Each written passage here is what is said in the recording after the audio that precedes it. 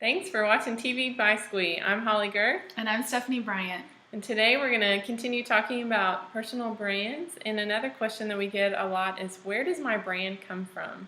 Sometimes it can feel like this crazy thing you pull out of thin air and you can make it whatever you want it to be. But we actually don't believe that. We think your brand is who you already are.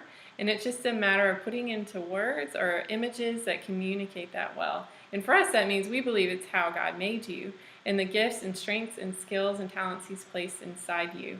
And so that's where you look first. So it's not that we just get to go decide to be whoever we want to be or do whatever we want to do. It's really more about insights and understanding who we are already so that we can share that better with others. And then when we do so, we engage with our customers. And so our brand is also a response. And I think the next step in that is to understand, who am I going to go serve? Who does my product help? Who does my message fit for? That's, your target audience. Who's that bullseye? And there can also be circles of that, right? But there's that center part that we say, who is she? Who is he? That is such a perfect fit for how I've been designed. They need what I have to offer. They're actually waiting for it. It's not a hard sell. It's a perfect fit. Those are the people I need to build relationships with.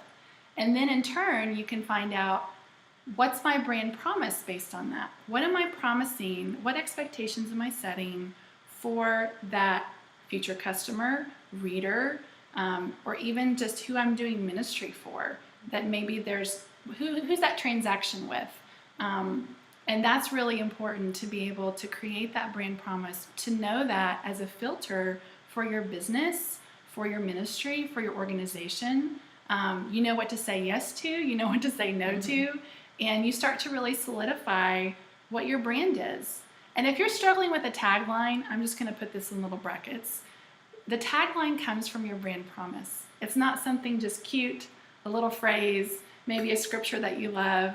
It's not about coffee or chocolate. It's really about, what are you promising to that consumer? What's that little phrase, that little pocket in their head or their heart that you're going to be housed in as a brand? Now, that could be a company, that could be an individual, that could be a small group of people. But that's really important to kind of get those things nailed down. Then it doesn't feel so scary. Yeah. Then it doesn't feel corporate-y either, like you kind of sold out or you're less creative. You just know about who you are and how to deliver that the best way possible. Yes. And I know that can feel a little maybe like, oh, I'm being prideful to say, oh, I have so much to offer. Right. But we're talking about it in terms of service. So really the two questions to ask are, who am I? Has God made me? And then who can I serve? And how can I serve them? And so really it's not about saying, oh, look at me, I'm so awesome. It's about saying, you know what? Who can I serve? Who can I help? How can I take what I've been given and give it to others? And so it's really just flipping the whole idea of a brand on its head. That houses the mind. Flipping that on its head to say, this isn't about me. It's about the God who made me, and it's about the people that He's put me here to serve. So that's what we believe a personal brand is and where it comes from.